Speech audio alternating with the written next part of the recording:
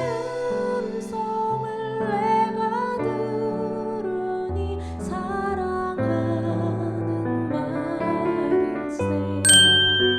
당일에 어떤 베냐민 사람이 진영에서 달려나와 자기의 옷을 찢고 자기의 머리에 티끌을 덮어쓰고 실로에 이르니라. 그가 이를 때는 엘리가 길 옆 자기의 의자에 앉아 기다리며 그의 마음이 하나님의 괴로 말미암아 떨릴 즈음이라. 그 사람이 성읍에 들어오며 알림에 온 성읍이 부르짖는지라. 엘리가 그 부르짖는 소리를 듣고 이르되 이 떠드는 소리는 어찌 됨이냐. 그 사람이 빨리 가서 엘리에게 말하니 그때의 엘리의 나이가 98세라. 그의 눈이 어두워서 보지 못하더라. 그 사람이 엘리에게 말하되 나는 진중에서 나온 자라. 내가 오늘 진중에서 도망하여 왔나이다. 엘리가 이르되 내 아들아 일이 어떻게 되었느냐. 소식을 전하는 자가 대답하여 이르되 이스라엘이 블레셋 사람들 앞에서 도망하였고 백성 중에는 큰 살육이 있었고 당신의 두 아들 홈니와 비느하스도 죽임을 당하였고 하나님의 괴는 빼앗겼나이다. 하나님의 괴를 말할 때에 엘리가 자기 의자에서 뒤로 넘어져 문 곁에서 목이 부러져 죽었으니 나이가 많고 비대한 까닭이라. 그가 이스라엘의 사사가 된 지 40년이었더라. 그의 며느리인 비느하스의 아내가 임신하여 해산 때가 가까웠더니 하나님의 괴를 빼앗긴 것과 그의 시아버지와 남편이 죽은 소식을 듣고 갑자기 아파서 몸을 굽으려 해산하고 죽어갈 때에 곁에 서 있던 여인들이 그에게 이르되 두려워하지 말라. 내가 아들을 낳았다 하되 그가 대답하지도 아니하며 관념하지도 아니하고 이르기를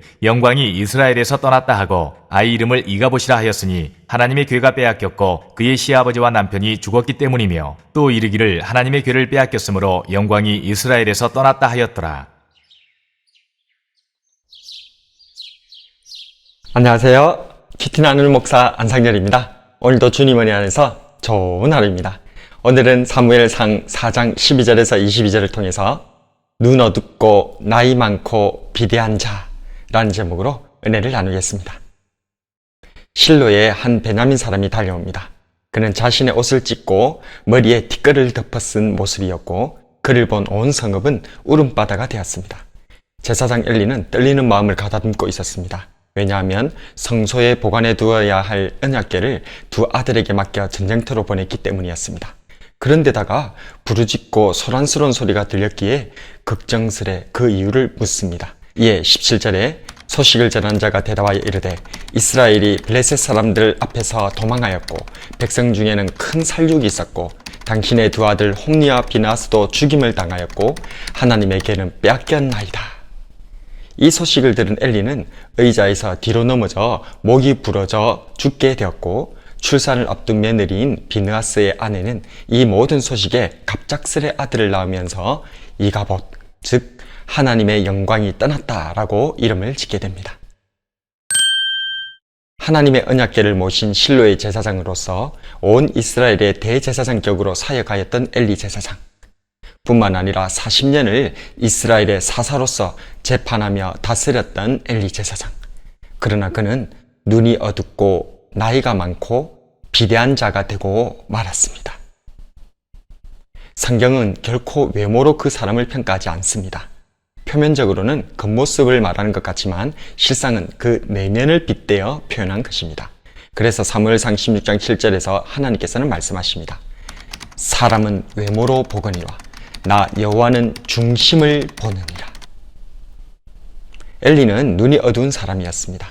슬픔 가득한 한나를 술 취한 여인으로 잘못 보았고 눈이 어두워 하나님의 등불조차도 관리할 수가 없었습니다.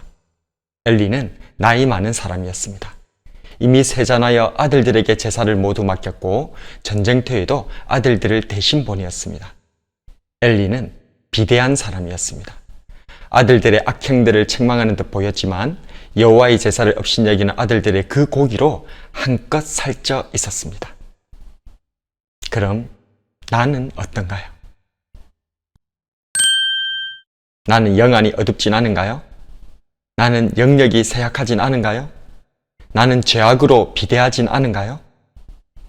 영안이 어두워 하나님의 뜻에 대한 분별력이 흐려지고 영역이 쇠약하여 봉사와 전도, 섬김에 앞장서지 못하고 죄악으로 비대하여 말씀과 기도, 예배 생활에 힘쓰지 못하고 있지는 않은지 돌아봐야 할 것입니다.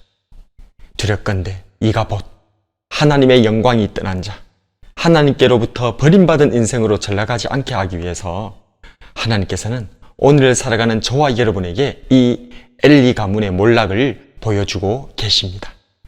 우리의 가정이 결코 엘리 가문처럼 되지 않기를, 내가 눈 어둡고 나이 많고 비대한 자가 되지 않기를 주님의 이름으로 축복합니다. 오늘의 묵상과 기도.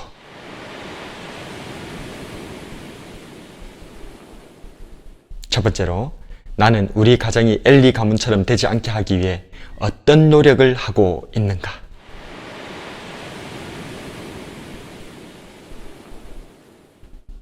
두 번째로, 나는 눈 어둡고 나이 많고 비대한 자이지는 않는가?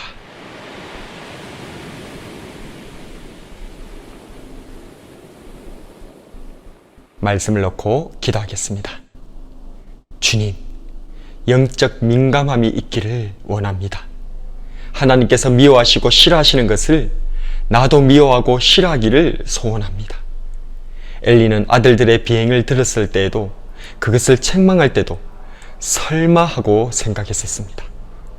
전쟁터에 언약궤를 보낼 때도 잘못된 것을 알면서도 설마 하는 불신앙으로 진행하고 말았습니다. 왜 하나님의 경고에 혹시라고 생각하지 못했을까요?